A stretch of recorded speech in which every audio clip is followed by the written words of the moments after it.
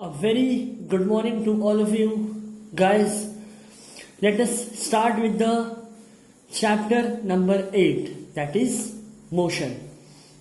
तो guys ninth standard science का 8वां chapter motion आज से हम स्टार्ट करेंगे और आपने इसके पहले के 3 वीडियोस चेक किए होंगे तो आपको एक बेसिक आइडिया होगा। तो अब से हम लोग पढ़ते पढ़ते नोट्स भी बनाएंगे। तो आई होप आपके साथ नोट्स प्रॉपर बनाने के लिए रिक्वायर्ड एसेट्स अवेलेबल हैं। ओके गाइस, सो स्टार्ट करते हैं मोशन। हम लोगों ने सबसे पहले मोशन के बारे में ये पढ़ा कि जब कोई भी ऑब्जेक्ट अपना पोजीशन चेंज करती है तब हम क्या कहेंगे कि वो ऑब्जेक्ट मोशन में है, क्योंकि उसका पोजीशन चेंज हो रहा है ना। अब पोजीशन चेंज होने का मतलब मोशन हुआ, ये हमें कैसे पता चलेगा? हमें कैसे पता चलेगा कि कोई बॉडी अपना पोजीशन एक्चुअल में चेंज कर रही है या नहीं? तो मैं अब अपना एग्जाम्पल लेता हूं। जैसे मैंने ये एग्जाम्पल लिया है कि एक झाड़ से या पीछे जो ब्लैक बोर्ड है उससे मैं 2 मीटर आगे खड़ा हूं और कुछ समय बाद अगर मैं उस ब्लैक बोर्ड से 4 मीटर की दूरी पर खड़ा हो जाता हूं तो आप क्या कहेंगे कि इतने इतने समय 2 मीटर से 4 मीटर में 2 से 4 मीटर में मेरा पोजीशन चेंज हो गया। पहले मैं 2 मीटर की दूरी पर खड़ा था और अब मैं 4 मीटर की दूरी पे खड़ा हूं। सो गाइस, ऐसे हम पता कर सकते हैं कि कोई भी ऑब्जेक्ट मोशन में है या नहीं है। पर मैंने अपना पोजीशन 2 मीटर या 4 मीटर किसके रिस्पेक्ट में बताया? ब्लैक बोर्ड की। तो ऐसे ही हमें हमेशा एक रेफरेंस पॉइंट की जरूरत पड़ेगी, जिसके रेफर में हम बताएंगे कि भाई इसका पोजीशन चेंज हुआ है या नहीं। जैसे एक छोटा सा एग्जांपल, आपके घर के बाहर कोई पेड़ लगा हुआ होगा, उसका पोजीशन आपके घर के रिस्पेक्ट में क्या चेंज होता है? नहीं। आपके घर के रिस्पेक्ट में उस पेड़ का या उस झाड़ का जो पोजीशन है वो आज भी उतना ही है जितना कल था और जितना कल रहेगा। उसका पोजीशन चेंज घर के रिस्पेक्ट में नहीं होगा। तो इस केस में हमारा रेफरेंस पॉइंट कौन हुआ? घर, क्योंकि हम किसके रिस्पेक्ट में पोजीशन को चेक कर रहे हैं? घर के रिस्पेक्ट में। और मेरे केस में ब्लैक बोर्ड हमारा रेफरेंस पॉइंट हुआ, क्योंकि हम ब्लैक बोर्ड के रेफरेंस में मेरा पोजीशन चेक कर रहे हैं। अच्छा, मेरा पोजीशन तो चेंज हो गया था 2 मीटर से 4 मीटर, मतलब मेरा मोशन हुआ है। पर वो जो पेड़ घर के बाहर लगा हुआ है, क्या उसके पोजीशन में कोई चेंजेस आ रहे हैं? आप देखेंगे नहीं। तो हम कहेंगे कि वो जो पेड़ है वो मोशन में नहीं है, तो काय में है? रेस्ट पे। तो आपको ये बात याद रखनी है कि there are 2 states. The first one is rest and the second one is motion. तो अब आप क्या करेंगे? हेडिंग डालेंगे इंट्रोडक्शन और उसमें नंबर 1 रेस्ट लिखेंगे और रेस्ट का डेफिनेशन आप क्या लिखेंगे जो मैं आपको बता रहा हूं। ठीक है, अब हम क्या कहेंगे? बॉडी रेस्ट में है, मतलब वो अपना पोजीशन चेंज कर रही है कि नहीं कर रही है? तो वो अपना पोजीशन चेंज नहीं कर रही है, इसलिए वो रेस्ट पे है। और अगर वो अपना पोजीशन चेंज कर दे इसका मतलब वो मोशन में है। ओके, तो हम क्या लिखेंगे? A body is said to be at rest. A body is said to be at rest when it is not changing. When it is not changing its position. When it is not changing its position with respect to a, yes with respect to a what, किसके respect में हम check करते हैं position change हो रहा है या नहीं, रेफरेंस पॉइंट के। तो with respect to a reference point. और गाइस ये रेफरेंस पॉइंट जो है ये कुछ भी हो सकता है, ठीक है। हमारे केस में ब्लैक बोर्ड था, पेड़ वाले केस में रेफरेंस पॉइंट कौन हो जाएगा, आपका घर। और अगर मैं आपको एक एग्जांपल दूं कि the earth revolves around the sun, और हमें ये चेक करना है कि क्या अर्थ मोशन में है, तो हम क्या कहेंगे, हम सन को रेफरेंस पॉइंट मानेंगे और हम कहेंगे कि हाँ earth is in motion because earth after few months with respect to sun will change its position from here to here. So sun क्या बोलेगा, पहले मेरे सामने था अब मेरे बगल में आ गया। तो हमारा इस केस में रेफरेंस पॉइंट कौन हुआ, सन, और अर्थ का मोशन हम चेक कर रहे हैं। ओके गाइस, तो ये हुआ हमारा डेफिनेशन रेस्ट का, जब वो अपना पोजीशन चेंज नहीं कर रहा है। आप यहाँ पर नंबर 2 डालेंगे और यहाँ पर लिखेंगे मोशन, और इसका डेफिनेशन क्या हो जाएगा कि a body is said to be at motion when it is changing its position with respect to a reference point, as simple as that. So guys I hope आपने रेस्ट और motion का definition लिख लिया है। चलिए अब आगे बढ़ते हैं। अब गाइस आप लिखेंगे रेफरेंस पॉइंट के बारे में। तो ये रेफरेंस पॉइंट क्या है, क्या रेफरेंस पॉइंट हम अपने हिसाब से सिलेक्ट कर सकते हैं? जी हाँ, रेफरेंस पॉइंट का काम क्या है? सबसे पहले भैया हम लोग हमेशा पोजीशन चेक करेंगे रेफरेंस पॉइंट को एज्यूम करके। जैसे मैंने मान लिया कि ब्लैक बोर्ड के रिस्पेक्ट में मैं कितनी दूर खड़ा हूं और बाद में मैं इसके रिस्पेक्ट में कितनी दूर खड़ा रहूंगा, तो मेरा जो पोजीशन हम चेक कर रहे हैं, मेरा जो डिस्टेंस होगा वो किससे हम कैलकुलेट करेंगे?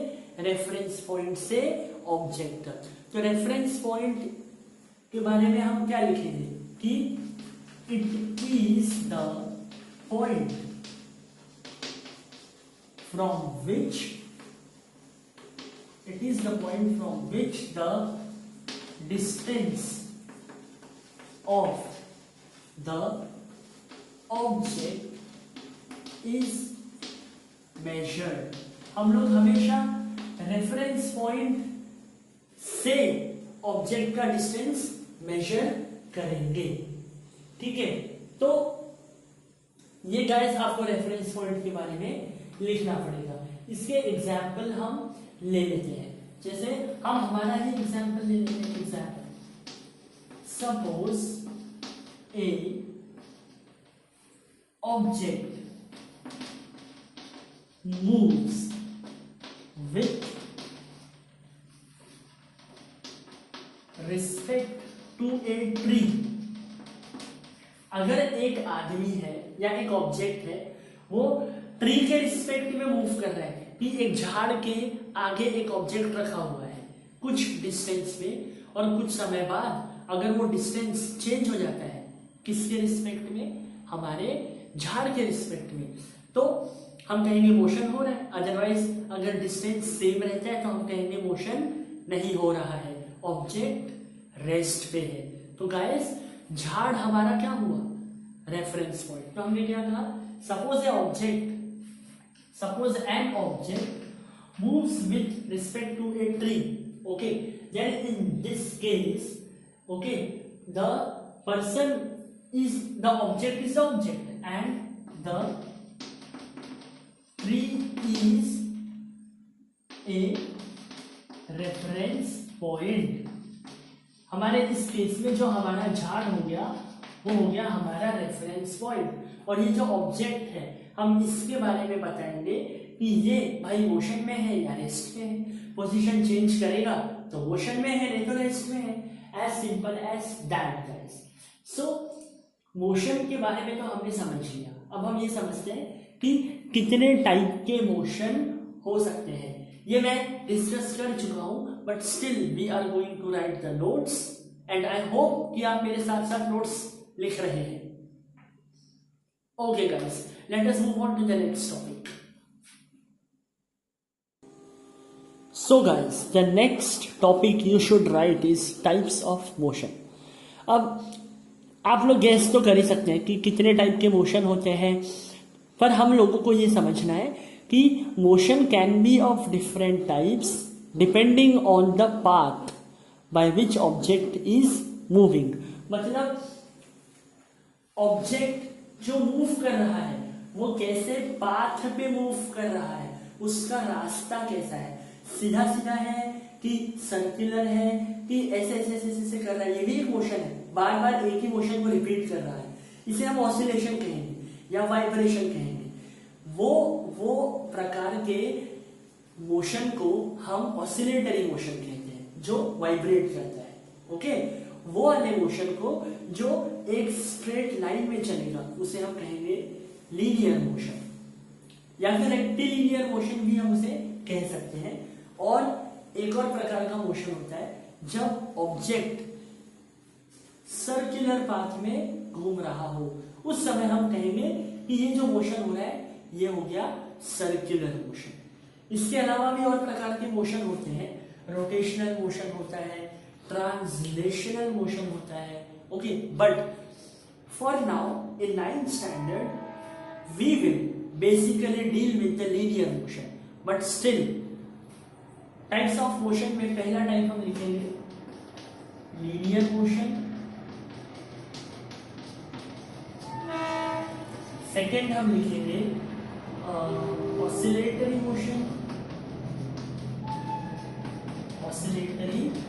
Motion, and third one we will write this circular motion. Okay, so guys, आप लोगों को ये समझना पड़ेगा कि लीनियर मोशन जो होता है ये हमेशा होगा इन अ स्ट्रेट लाइन। ओके, ये हमेशा स्ट्रेट लाइन में होने वाले मोशन को हम कहेंगे linear motion. The motion which in which the path is a straight line is called as linear motion. Oscillatory motion, the motion in which the object repeats, okay, बार बार खुद को repeat कर रहा है। फॉर एग्जाम्पल पेंडुलम को आपने देखा है, ये जाएगा फिर ये जाएगा फिर ये जाएगा, क्या कर रहा है, बार बार अपने ही मोशन को रिपीट कर रहा है। इसे हम कहेंगे to and fro motion, to and fro. So to and fro motion कहेंगे, या फिर back and forth motion. Back and forth motion मतलब आगे जाना फिर पीछे आना फिर आगे आना, और इसे अगर ऐसा कर दे तो टू एंड फ्रो, ठीक है, और ऐसा कर दे तो back and forth. Okay, so these are examples of oscillatory motion. Oscillatory motion का एग्जाम्पल है पेंडुलम, या फिर आप ड्रैगन वाले झूले में बैठते हो, याद करो, वो भी क्या है, एक प्रकार से ऑसिलेटरी मोशन है। और कोई मोशन है ऑसिलेशन जो बार बार खुद को रिपीट करता है। देखिए घड़ी के कांटे, उसका जो टिप है, घड़ी के जो कांटे का टिप है, वो सर्कुलर मोशन में घूम रहा है, पर एक सर्कल को कंप्लीट करने के बाद दोबारा उसी सर्कल को कंप्लीट करता है, फिर तीसरी बार, तो उसका पाथ सेम है। तो जो घड़ी के कांटे हैं वो सर्कुलर मोशन तो कर ही रहे हैं क्योंकि सर्कुलर पाथ है, पर वो खुद को बार बार रिपीट भी कर रहे हैं, इसीलिए हम उसे ऑसिलेटरी मोशन भी कह सकते हैं। ठीक है, now the last one is circular motion. I hope आप लोगों को ये पता है that what the electrons are doing. हम लोग अभी एटम्स में पढ़ेंगे केमिस्ट्री में कि the electrons are actually revolving around the nucleus. So the electrons are revolving in a circular orbit. Therefore, the electrons are exhibiting circular motion in which the path is circle in a circle. So guys, what will you do is that you will write three examples of each as your homework and you will get it easily. Okay guys, बहुत आसान है. चलिए अब हम आगे बढ़ते हैं. Now guys, physical quantity. ये जो फिजिकल क्वांटिटी है ये आपको सिलेबस में नहीं है. हाँ, पर आपको इसके दो प्रकार है सिलेबस में कि एक स्केलर होता है और एक वेक्टर होता है. पर मित्रों, अगर आप फिजिकल क्वांटिटी को नहीं पहचान पाओगे, भले ही ये आपके सिलेबस में डिटेल में नहीं है, पर अगर आप फिजिकल क्वांटिटी के बारे में नहीं समझ पाओगे तो आप शायद फिजिक्स के बारे में ही नहीं समझोगे, है ना. इसलिए इवन दो ये सिलेबस में नहीं है पर हम पढ़ेंगे क्योंकि हम हमारी समझ के लिए पढ़ रहे हैं गाइस. सो देखिए guys, physics specially is all about nature. ठीक है. एंड हम क्या करते हैं, हम डेली कुछ चीजों को ऑब्जर्व करते हैं, उसे समझते हैं और उसे मेजर करते हैं. कैसे मेजर करते हैं? जैसे भाई आज बहुत गर्मी है, कल बहुत ठंडी थी. कैसे हम बताएंगे? हम टेम्परेचर को मेजर करेंगे. ठीक है. हमने कहा कि भाई ये मेरे पास में एक चौक है और ये मेरे पास में एक पेन है और मैंने आपसे कहा कि भाई इनमें से कौन बड़ा है कौन छोटा है. आप तुरंत कहेंगे सर पेन बड़ा है और चौक छोटा है. पर मैंने कहा नहीं, कितना बड़ा है? पेन चौक से बड़ा तो है, पर कितना बड़ा है? या फिर चौक पेन से छोटा तो है, पर how much smaller is the chalk और how much bigger is this pen. So guys, इस चीज का जवाब देने के लिए हम लोगों को नापना पड़ा, हम लोगों को मेजरमेंट करना पड़ा. और जिस चीज को हम मेजर कर सकते हैं फिजिक्स में, हम उन्हें क्या कहेंगे? Physical quantity. क्वांटिटी मतलब जिसे हम नाप सकते हैं या जिसे हम मेजर कर सकते हैं. तो अब मैं अगर आपसे कहूं कि अच्छा बताओ हम क्या क्या मेजर कर सकते हैं, तो मैं आपको देखिए एक छोटे से एग्जांपल से समझाने की कोशिश करता हूं कि मैंने जैसे ये एक ऑब्जेक्ट ले लिया आपके सामने, इस चीज का, ये भी यूनिवर्स से रिलेटेड है, नेचर से रिलेटेड है, तो इस चीज का मैं क्या क्या नाप सकता हूं. आप कहेंगे सर इसकी हाइट नाप सकते हैं, इसका सर्कल का रेडियस नाप सकते हैं, इसके सर्कल का डायमीटर नाप सकते हैं, इसका वजन नाप सकते हैं, इसका वॉल्यूम नाप सकते हैं. तो ये जितनी चीजें मैंने आपसे कही ये सब क्या है? Physical quantity. तो ऐसे ही हम बहुत सारी चीजों को नापेंगे. क्या में? फिजिक्स में, क्योंकि ये फिजिक्स का पहला चैप्टर है. तो आगे और फिजिक्स के चैप्टर में हम लोगों को बहुत सारी फिजिकल क्वांटिटीज को मेजर करना पड़ेगा और ये सारी फिजिकल क्वांटिटीज के बारे में हमें ये जानना जरूरी है कि भाई वो फिजिकल क्वांटिटी स्केलर है या वेक्टर है.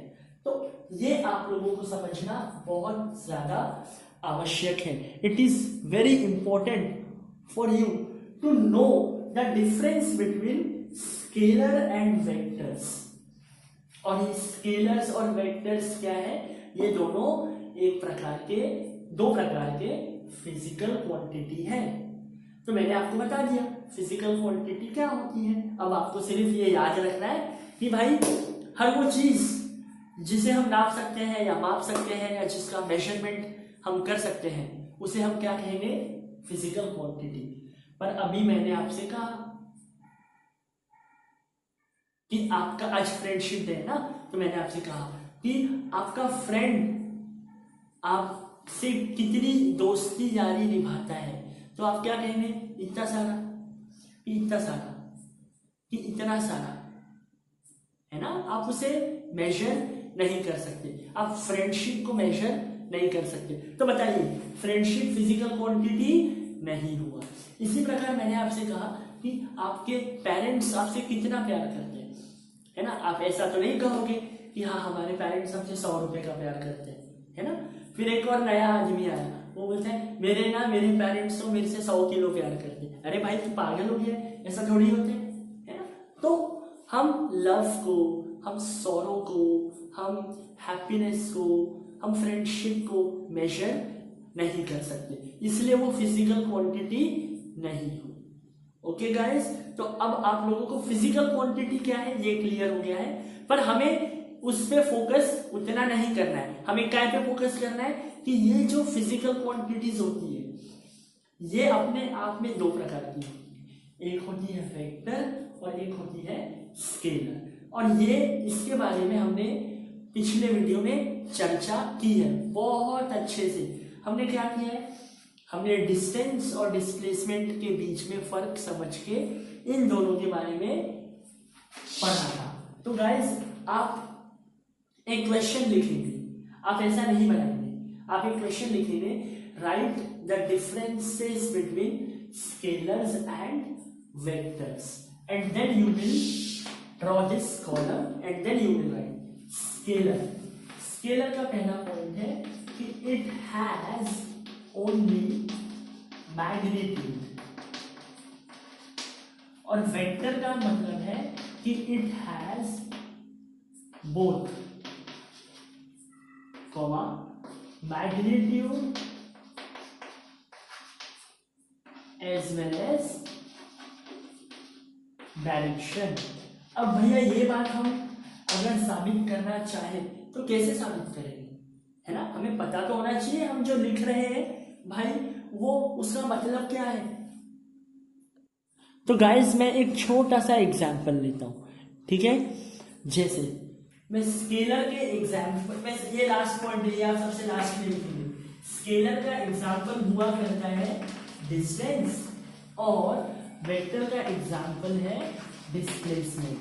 ओके, अब क्योंकि आपने मेरे पुराने वीडियोस चेक किए हैं, क्योंकि आप लोगों को डिस्टेंस और डिस्प्लेसमेंट के बारे में एक बेसिक आइडिया है, इसीलिए मैं यहाँ एक छोटा सा एग्जांपल ले रहा हूं और आप लोगों को समझाने की कोशिश कर रहा हूं कि अगर मैं ओ से शुरू हुआ और मैं ए पे गया और फिर मैं बी पे गया और फिर मैं वापस ए पे आया, चेक करिए, मैं ओ से ए पे गया, ए से बी पे गया और बी से वापस ए पे आया, और ओ से ए 5 किलोमीटर है और ए से बी भी 5 किलोमीटर है।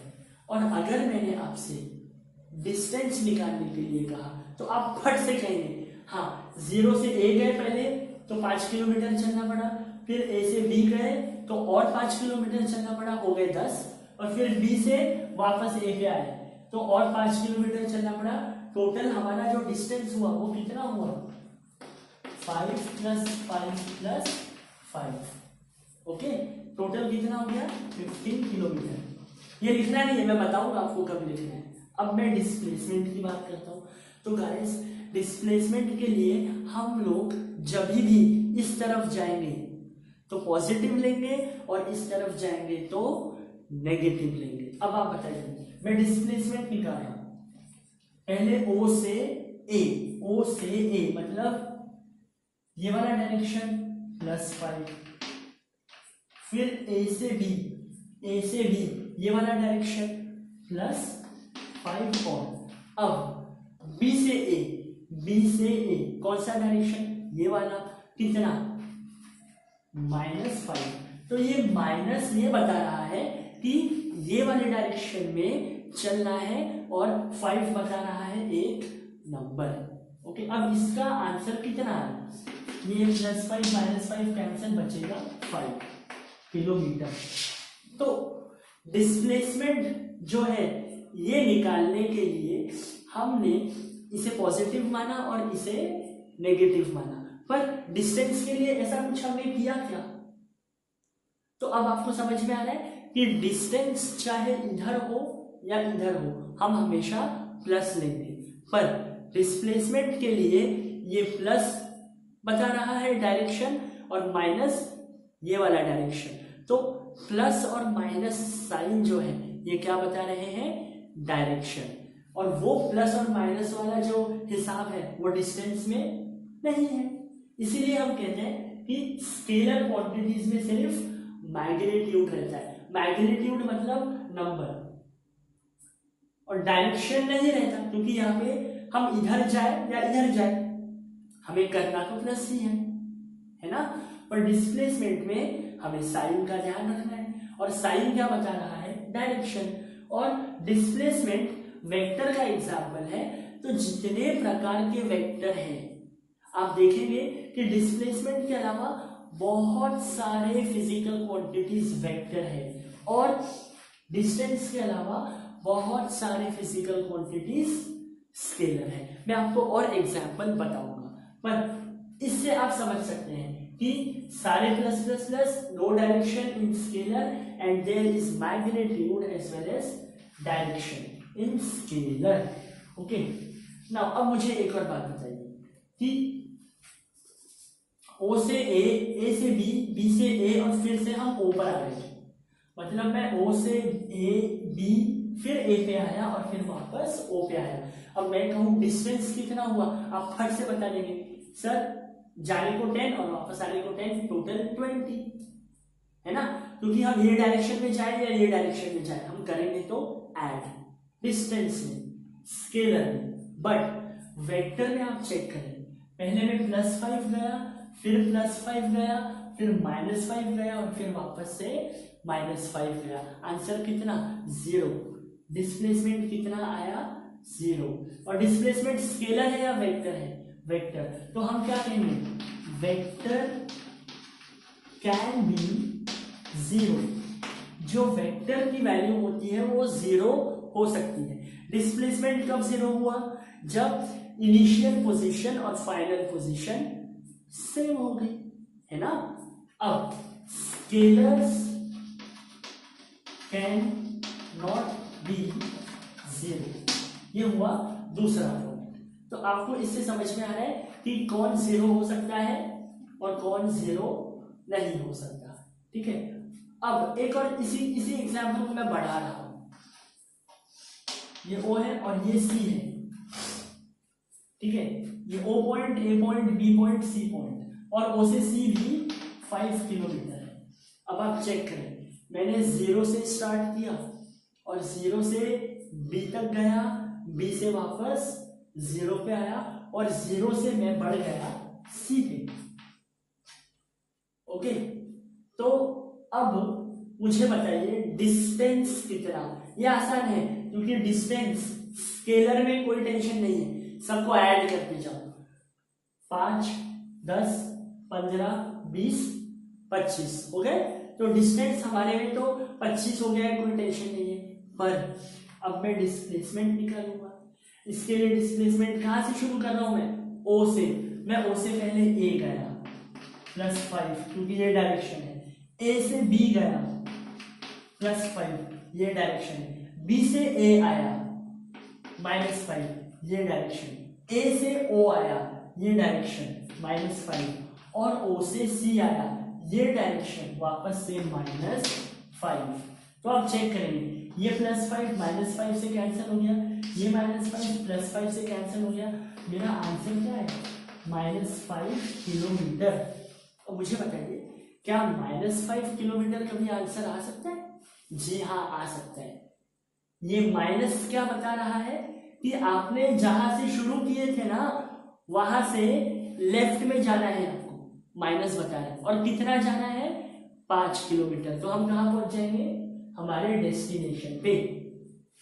तो क्या वेक्टर 0 हो सकता है, वेक्टर 0 हो सकता है, और वेक्टर नेगेटिव भी हो सकता है, और वेक्टर पॉजिटिव भी हो सकता है। तो हम यहां लिखेंगे वेक्टर कैन बी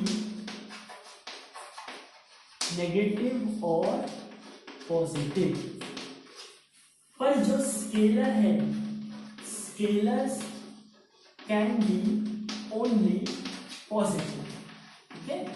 अब ये आप तीन डिफरेंसेस अगर स्केलर और वेक्टर के समझ ले तो आपको पूरे फिजिक्स में कोई भी फिजिकल क्वांटिटी में डिफिकल्टी नहीं जाएगी। अब जैसे मैंने आपसे कहा कि चलो पहचानते हैं कि कौन स्केलर है कौन वेक्टर है, तो आगे हम जैसे भी पढ़ेंगे वेलोसिटी पढ़ेंगे, डिस्प्लेसमेंट पढ़ेंगे, फोर्स पढ़ेंगे, तब हम हर एक फिजिकल क्वांटिटी के बारे में आपसे एक चीज जरूर पढ़ेंगे कि भाई वो फिजिकल क्वांटिटी वेक्टर है या स्केलर है। जैसे मैंने कहा मास, आपका जो मास है,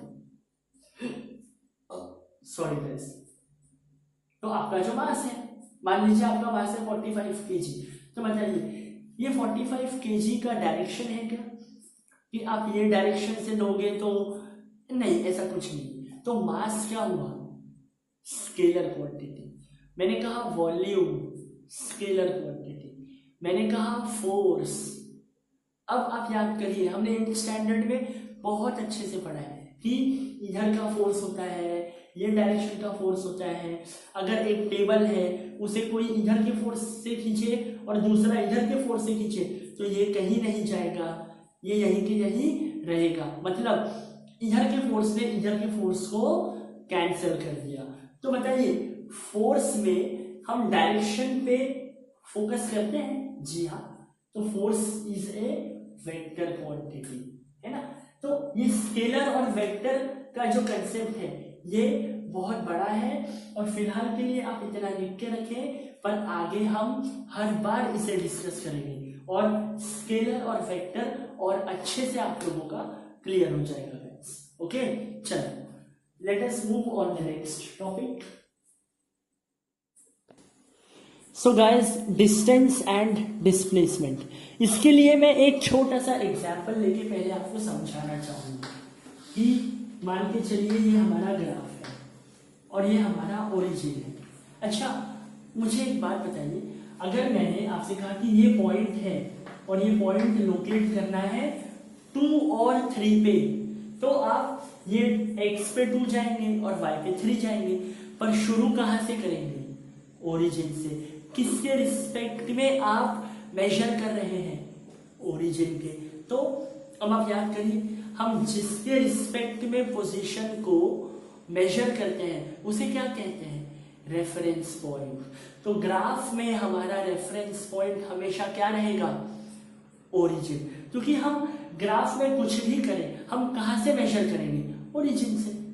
ओके, तो याद रखें, origin is always used as a reference point in graph। अब इसे हटा देते हैं।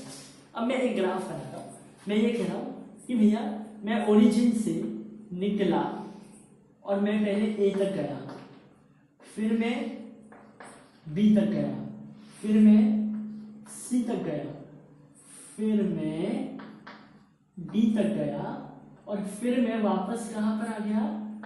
ए। देखिए, मैं ओ से ए, बी, सी, मतलब मैं कहां से गया? ओ से ए गया, ए से बी गया, बी से सी गया, सी से डी गया और डी से वापस कहां आ गया?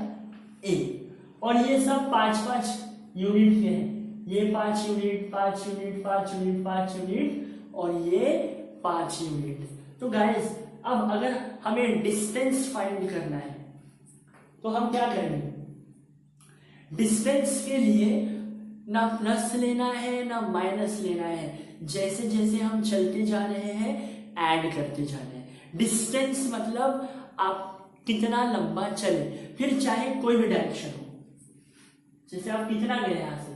5, 10, 15, 20 और 25। मतलब आप गाड़ी घुमा लिए तो गाड़ी में कितने का पेट्रोल खत्म हो गया? 25 किलोमीटर का। ऐसे समझे आप, ये तो हो गया डिस्टेंस। पर जो डिस्प्लेसमेंट है, डिस्प्लेसमेंट का क्या कहना है? थोड़ा गौर से सुनिए। डिस्प्लेसमेंट का ऐसा कहना है कि भैया हमें कोई लेना देना नहीं है आप कौन से रास्ते से कहां जा रहे हो, इट डजेंट मैटर। मुझे सिर्फ ये बताइए आपने कहां से शुरू किया था और कहां खत्म किया। तो हम यहां से देखते हैं, भैया ओ से शुरू किया था और खत्म किए ए पे, तो डिस्प्लेसमेंट बोलता है बस खत्म। ओ से ए तक का डिस्टेंस देखो कितना है? 5। मैंने बताया सबके 5-5 है, तो ओ से ए तक का डिस्टेंस 5, तो डिस्प्लेसमेंट कितना? 5 बस। तो डिस्प्लेसमेंट फाइंड करने के लिए आप हमेशा क्या चेक करेंगे कि कि भाई मेरे को इनिशियल पोजीशन बताओ और मेरे को फाइनल पोजीशन बताओ, और इन दोनों के बीच का जो डिस्टेंस है हम उसे क्या कहेंगे, डिस्प्लेसमेंट। ओके गाइस, तो मुझे बताइए जो एक्चुअल लेंथ ट्रेवल किया हमने, जो एक्चुअल पाथ हमने ट्रेवल किया, वो डिस्टेंस था या डिस्प्लेसमेंट था? वो था डिस्टेंस। तो हम डिस्टेंस के बारे में लिखेंगे, ठीक है। हम क्या करेंगे, हम इन दोनों के बारे में,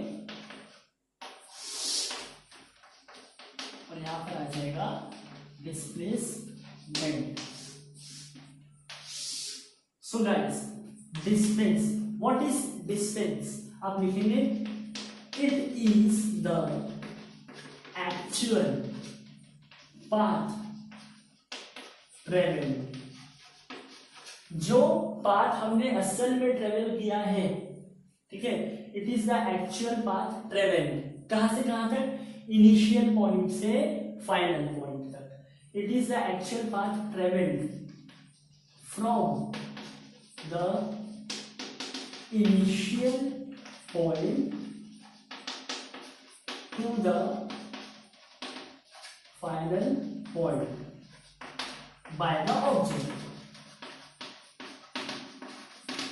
मतलब इनिशियल ओ से शुरू करके हम ए पे पहुंचे थे, तो इनिशियल से हम जैसे जैसे पाथ को ट्रेवल किए हैं वो सब क्या हो जाएगा, हमारा distance. It is the actual path travelled from the initial point to final point. Initial point in our case is O and final point is A.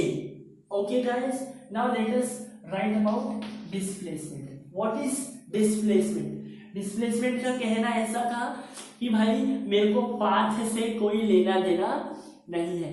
Initial और फाइनल पोजीशन निकालो, इनिशियल 0 और फाइनल A, और इन दोनों के बीच में एक सीधी line बना दो, और वो जितनी बड़ी लाइन होगी वो होगा डिस्प्लेसमेंट। तो हम डिस्प्लेसमेंट को क्या कहेंगे कि it is the shortest distance from initial position to final position. So guys, this is what is the main difference between distance and displacement, ठीक है। अब मुझे बताइए रास्ते पे निर्भर कौन है, पाथ डिपेंडेंट कौन है, डिस्टेंस, और पाथ इंडिपेंडेंट है डिस्प्लेसमेंट, क्योंकि डिस्प्लेसमेंट पाथ पे डिपेंड नहीं करेगा, इनिशियल और फाइनल पोजीशन पे करेगा। तो हम डिस्प्लेसमेंट के बारे में ये एक लाइन हमेशा याद रखेंगे, फिर चाहे हम 11th और 12th में क्यों ना पहुंच जाए, क्या कि डिस्प्लेसमेंट इज इंडिपेंडेंट। इंडिपेंडेंट मतलब ये निर्भर नहीं है। Displacement is independent of the path travelled. Okay, so displacement is independent of the path traveled, but distance is what? Distance actual path पे ही डिपेंड करता है, क्योंकि कितना पाथ हमने कवर किया है वो सबको ऐड करना पड़ेगा डिस्टेंस में, तो ये पाथ पे डिपेंड करेगा। इसलिए इसके डेफिनेशन में यह है कि it is the actual path. Okay, ये आप लोगों को समझना है ना। एक और चीज आप लिख सकते हैं कि distance is a scalar quantity. It is a scalar quantity. और आप डिस्प्लेसमेंट के बारे में क्या लिखेंगे, it is a vector quantity, and that's it guys.